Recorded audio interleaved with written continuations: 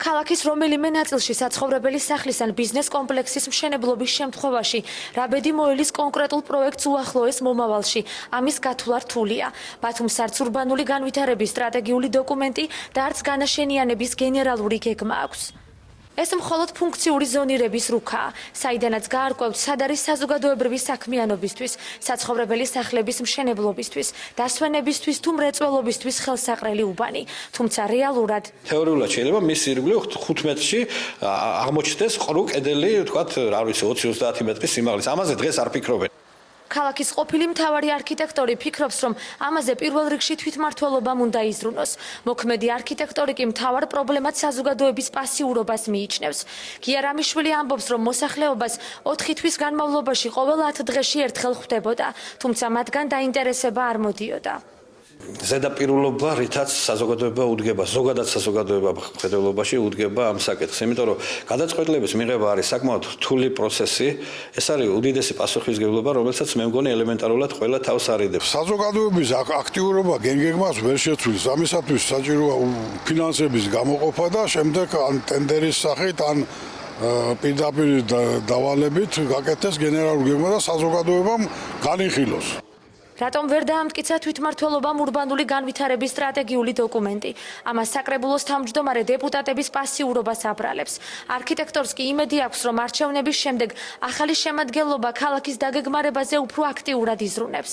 აი რატომ არ არის მიღებული, არ ვიცი, შეიძლება რაღაც ნაწილს არ მოწონს დოკუმენტი, ან ვერ აფიქსირებს თავის პოზიციას, ან არ აფიქსირებს. ამის შესახებ ვერ გეტყვით ახლა რამ გამოიწვია ეს. მოგეხსენებათ ჩვენთან ძალიან ესეთი სპექტრი არის დეპუტატებისა, რომლებიც არაერთ აზროვნად უჭერენ ამა თუ იმ პროექტს მხარს. მთავარი არქიტექტორი ფიქრობს, რომ არჩევნების შემდეგ თვითმმართველობაში მისი უფლებების გაზრდაზეც უნდა იფიქრონ. ამის აუცილებლობაზე საუბრობს ყოფილი მთავარი არქიტექტორიც. დღეს ქალაქის არქიტექტურას არ შეუძლია მაგალითად ცუდი პროექტი დაუბრუნოს იქ და სხვა ესე იგი არქიტექტურა დაუწონოს. აუცილებელია სწორი ინსტიტუციური მოწყობა, რის საშუალებასაც არჩევნების შემდეგ ასამოქმედებელი კანონმდებლობა უკვე იძლევა. იქ არის კაფეოდ გამიჯნული ორი მიმართულება. ერთი არის მიმართულება, რომელიც იმუშავებს, ესე იგი, განვითარებაზე, ქალაქის დაგეგმარებაზე და მეორე არის პირობითად, რო ვთქვათ, სანებართო მიმართულება. სანამ სტაბილური პოლიტიკური გარემო არ შეიქმნება, მანამ ქალაქის ურბანული განვითარება რთულია, გვეუბნება არქიტექტორი ლალი გერსამია. დღევანდელი დღეისთვის ვინაიდან ჩვენთან არასტაბილური პოლიტიკური მდგომარეობაა ქვეყანაში და არ არის გარკვეული ვთქვათ ინვესტიციების შემოზიდვა, მენაშენეების აქტიურობა, ძალიან რთულია დავსახოთ რაღაცა გეგმის სახით, ვთქვათ 5 წელიწადში, 10 წელიწადში ქალაქის განვითარება.